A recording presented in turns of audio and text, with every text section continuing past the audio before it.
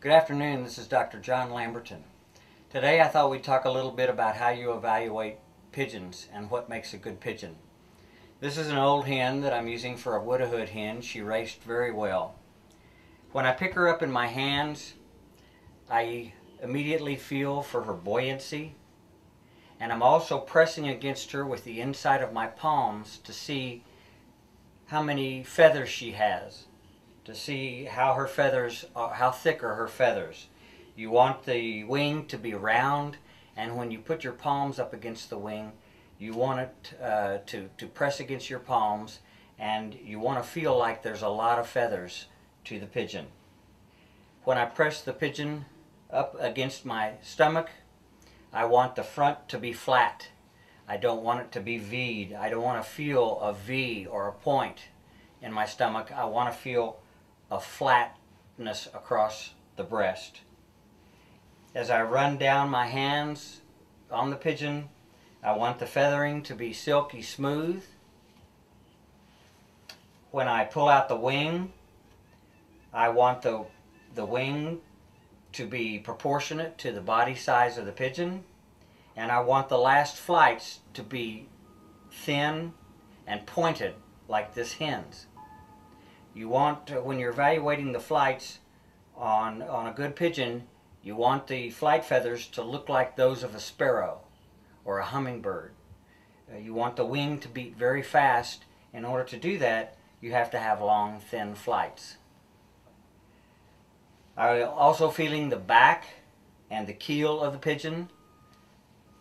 I want the vent right up against the keel bone, and I want the keel bone to be about the length of the inside of my fingers. I prefer that the tail go down and go down in term so that it looks like one tail pin. Now, I have a number of top fanciers that are my friends in Belgium that say it doesn't matter whether the tail goes up or down or whatever. It has nothing to do with a good pigeon. But I like for the tail to go down, and I like one tail pin. I like the bird to have a round head. I like a hen to look like a hen and a male to look like a male.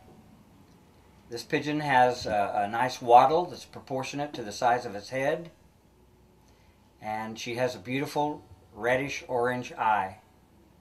I do pay attention to eye sign, only I don't give it as much importance as I did years ago. I don't give it any importance in terms of racing, but in terms of breeding, I do give it some importance. But this is essentially how you evaluate a pigeon in your hand. And particularly you new fanciers, as you begin to get more experience in the sport, you need to be able to evaluate pigeons with your hands as much as you do with your eyes. One suggestion I might make to you is to go into your loft at night in the dark and pick up your pigeons so that you can't really see them, and feel them with your hands, and make your hands familiar with these various aspects of the pigeon such that you learn to evaluate the birds by the hand. And what you need to do is go handle your very best racers or the racers of another fancier or a friend that raced well, and handle a pigeon that has raced well. And over a period of time, you will see that that type of pigeon has a certain structure and character to it. In evaluating the wing, you want to feel the length of the arm bone, the wing bone. And there are two nodes, one near the body and one at the end of the arm, and you want to put your finger up against them with the end of your finger on the first bump or node, and then you want the second one to come to about the middle crease of your finger. If a pigeon's arm bone is too long, it gets tired trying to push air with a large wing, and again you want the wing and the arm bone to be small like a sparrow or a hummingbird, and not long or big